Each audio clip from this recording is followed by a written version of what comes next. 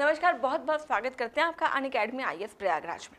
चलिए आज देखते हैं कि आज किस महत्वपूर्ण खबर की हमें आपसे चर्चा करनी है और इस खबर के क्या क्या निहितार्थ हैं। चलिए शुरू करें। देखिए हम बात करते हैं द हिंदू की एक खबर से, जहाँ पे न्यूज़ थी विलेज डिफेंस गार्ड सिस्टम की। Village defence guards provide with sophisticated weapons, union minister Jitendra Singh. तो देखिए यहाँ पे जो वर्ड है ये क्या है, विलेज डिफेंस गार्ड। अब ये क्या है, हमें पता है गार्ड का मतलब होता है जो सुरक्षा करे, डिफेंस गार्ड का मतलब है जो प्रतिरक्षी सुरक्षा प्रदान करे, मतलब अगर किसी देश का आपके देश पर हमला हो रहा है तो वहाँ पे वो देखे। लेकिन यहाँ पे जो सबसे बड़ा मुद्दा है जो समझना है वो है विलेज।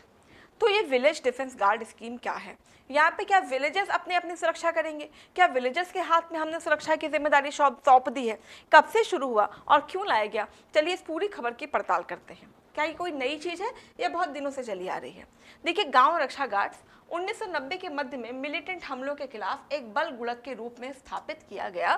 देखिए तो इसका मतलब ये कुछ नया नहीं है। कब से शुरू है, 1990 में।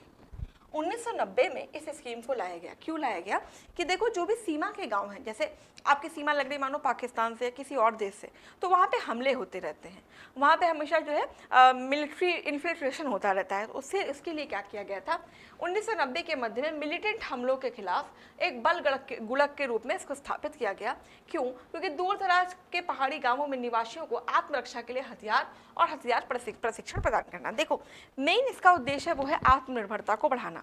होता क्या है कि मानो कि कभी हमला हो रहा है या कभी भी कोई प्रॉब्लम हो रही है या आपस में ही हमला हो गया, कभी कभी आपने देखा होगा कि जो है लड़ाकू हमले हो जाते हैं। ऐसे में ज़रूरी है कि लोग खुद ही आत्मनिर्भर हो जाएं और इस तरह से आत्मनिर्भर हों कि वो अपनी और अपने परिवार की या अपने आसपास के पर्यावरण की रक्षा कर सकें।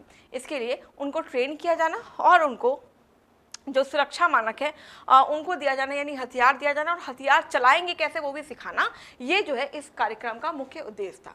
तो क्यों इसको लाया गया, 1990 के मध्य तक कश्मीर के डोडा जिले तक उग्रवाद फैल गया था। तो सबसे बड़ी समस्या है वो है हमारा जो कश्मीर का एरिया है वो बहुत ज़्यादा वोलाटाइल रहता था। अभी तो खैर जब से 370 हटाया गया या जो बहुत सारे सरकारी प्रयास किए गए उससे काफ़ी हद तक इस समस्या से निजात पा लिया गया है। लेकिन फिर भी जो कश्मीर का ये डोडा जिला था बड़ा उग्रवाद से एक्सट्रीमिज्म वहाँ पे बहुत ज़्यादा था।